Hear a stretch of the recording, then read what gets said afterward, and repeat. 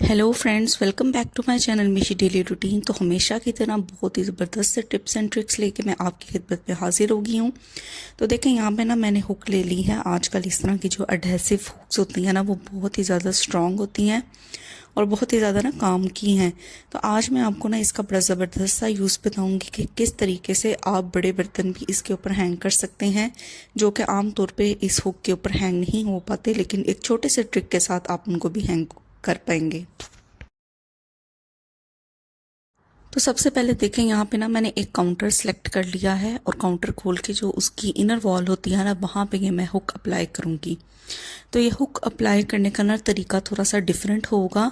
आमतौर पे आपने देखा होगा कि हम बिल्कुल सीधा इसको इस तरीके से हैंग करते हैं, लेकिन इस ट्रिक में आपने क्या करना है, ये जो इसकी नीचे वाली हुक है ना, आपने इसको नीचे से पकड़ के इस तरीके से ऊपर कर देना है।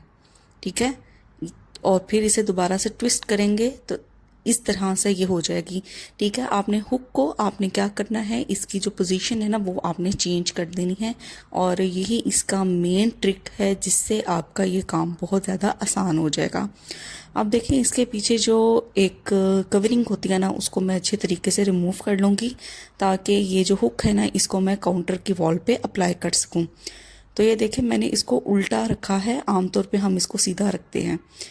इस तरीके से मैं अच्छे तरीके से ना इसको अप्लाई कर लूँगी और थोड़ा सा इसको मैं रब करूँगी, ताकि अच्छे तरीके से ये जो काउंटर की वॉल है उसके साथ चिपक जाए। अच्छा देखिए, हमारे घर में इस तरह की जो बास्केट्स होती है ना, अमूमन हम अगर सीधी हुक हो ना, उसके ऊपर इसको रखना चाहें तो बिल्कुल ये गिर जाती हैं थोड़ी देर बाद। लेकिन अगर आप हुक को इस तरीके से इसकी पोजीशन को सेट करेंगे ना, तो यकीन करें उसके बाद आप इसके अंदर इस तरह की बकेट्स वगैरह अटैच कर देंगे। और काउंटर को मैं आपको हिला के भी दिखाती हूँ, ये बिल्कुल नहीं गिरेंगी, ये बहुत सेफली इसके साथ सिक्योर हो जाती हैं। तो आज से अपने जो इस तरह के बर्तन हैं या इस तरह की जो बास्केट्स हैं, उनको अगर आप हैंग करना चाहते हैं, स्पेस सेव करना चाहते हैं, तो इस तरीके की हुक लेके आएँ। उसकी थोड़ी सी आपने पोजीशन चेंज करनी है और ये आपका मसला देखिए कितना बड़ा हल हो जाएगा। अच्छा, नेक्स्ट टिप देख लेते हैं जी, कटिंग के हवाले से। देखिए, अमूमन हम कटिंग बोर्ड को यूज़ करते हैं कटिंग के लिए, और जब हम कटिंग कर लेते हैं और जितने भी छिलके वगैरह होते हैं सब्जियों के, फ्रूट्स के, वो क्या होता है कि दोबारा हमें डस्टबिन के पास जाना पड़ता है और वहाँ पे हमें वो छिलके फेंकने पड़ते हैं। लेकिन क्या हो कि अगर आप कटिंग बोर्ड के साथ ही डस्टबिन बना लें तो कितनी ज़्यादा आसानी हो जाएगी। तो चलिए देख लेते हैं वो कैसे। तो ये देखें, यहाँ पे ना मैंने पॉली बैग ले लिया है, पॉलीथीन का बैग। तो मैं अक्सर कहती हूँ कि ग्रॉसरी में आप जितने पॉलीथीन बैग्स लेके आया करें, उनको अलग से सेव करके रखा करें। वो आपके बहुत ज़्यादा मसलों में आ सकता है, इस्तेमाल कर सकते हैं आप उसे। तो देखिए, इस शॉपर को मैंने थोड़ा सा इस तरह से ओपन किया है और कटिंग बोर्ड बिल्कुल थोड़ा सा मैंने इसके अंदर रख दिया है। अब आपने क्या करना है, जो कटिंग बोर्ड की जो बाकी वाली साइड है ना, वहाँ पे आप इजीली आराम से करें कटिंग। जैसे मैंने आपके सामने ले लिया है प्याज, और देखिए मैं आपके सामने कटिंग करी जा रही हूँ, और साथ ही साथ जो इसके छिलके रिमूव हो रहे हैं उनको मैं इस शॉपर के अंदर डायरेक्टली ऐड करी जा रही हूँ। तो देखिए, आपने जो भी प्याज, लहसुन, कोई भी सब्जी, कोई भी फ्रूट जब आप चॉप करने लगें, तो चॉपिंग जो बोर्ड है ना, उसके साथ इस तरीके से पॉलीथीन का बैग अटैच कर दें और आपका ये काम इतना आसान हो जाएगा कि आप कटिंग करते जाएंगे और साथ साथ जो छिलके हैं वो आप इस पॉलीथीन बैग में ऐड करते जाएंगे। और जब आपकी सारी कटिंग ख़त्म हो जाए तो सिंपली आपने क्या करना है जी, इस बैग को कर देना है इस तरह से साइड पे। सारे छिलके इसके अंदर आ जाएंगे और इजीली आप इसे फोल्ड करके डस्टबिन में फेंक सकते हैं। आपको बार बार डस्टबिन की तरफ भी नहीं जाना पड़ेगा और सारी कटिंग एक ही दफ़ा होके उनके छिलके एक ही दफ़ा इकट्ठे आप डस्टबिन में फेंक सकते हैं। तो है ना ज़बरदस्त था ये ट्रिक कि किस तरह पॉलीथीन के बैग को आप इस्तेमाल कर सकते हैं। तो चलिए देखते हैं नेक्स्ट टिप। अच्छा जी, जो नेक्स्ट टिप है ना मेरा, वो लहसुन को लेके है। देखिए, लहसुन को हम हंडिया में खाना बनाने में तो इस्तेमाल करते ही हैं, लेकिन इसका एक और बड़ा ज़बरदस्त सा यूज़ मैं आपको आज की वीडियो में बताऊंगी। देखिए, सबसे पहले यहाँ पे मैंने ले ली है छुरी, और एक जो इसकी जवे होती है ना, उसको मैंने यहाँ से उतार देना है और इसको अच्छे तरीके से ना मैं छील लूँगी। और बाकी का जो लहसुन बच गया है वो आप हंडिया में इस्तेमाल कर सकते हैं। और इस जवे को ना आपने संभाल के रखना है 1 हफ्ते तक। लेकिन इसका हम करेंगे क्या, वो देखते हैं। तो देखिए, मैंने अच्छी तरह से ना इसका जो छिलका है ना वो उतार दिया है।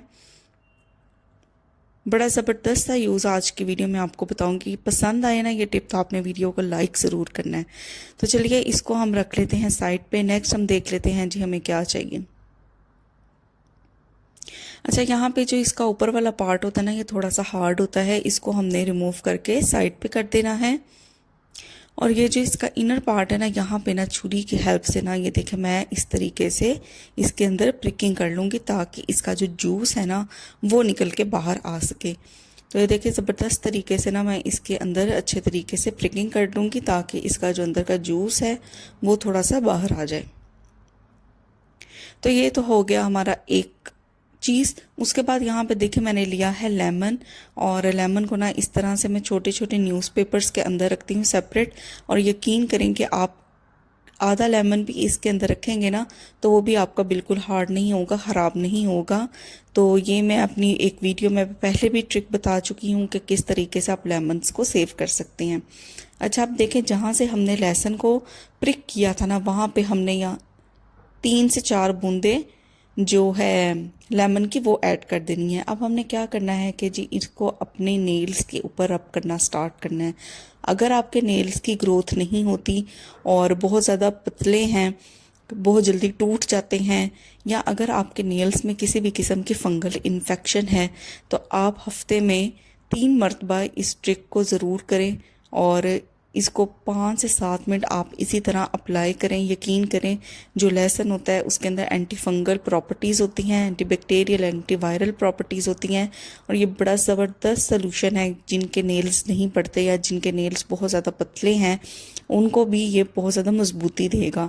तो इसके अंदर ऐसे इंग्रेडिएंट्स मौजूद होते हैं, ऐसे केमिकल्स मौजूद होते हैं जो आपके नेल्स को फंगल इन्फेक्शन से भी बचा के रखते हैं।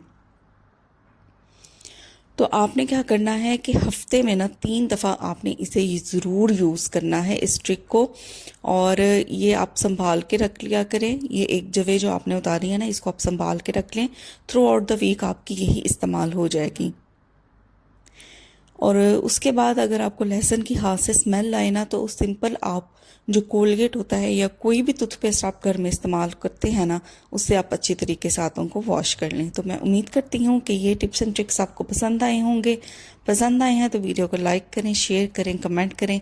चैनल पे नए हैं तो चैनल को सब्सक्राइब किए बगैर आपने नहीं जाना। साथ ही जो बेल का नोटिफिकेशन है उसको भी प्रेस करना है ताकि मेरी हर आने वाली वीडियो आप तक ज़रूर पहुँचे। Till then take care.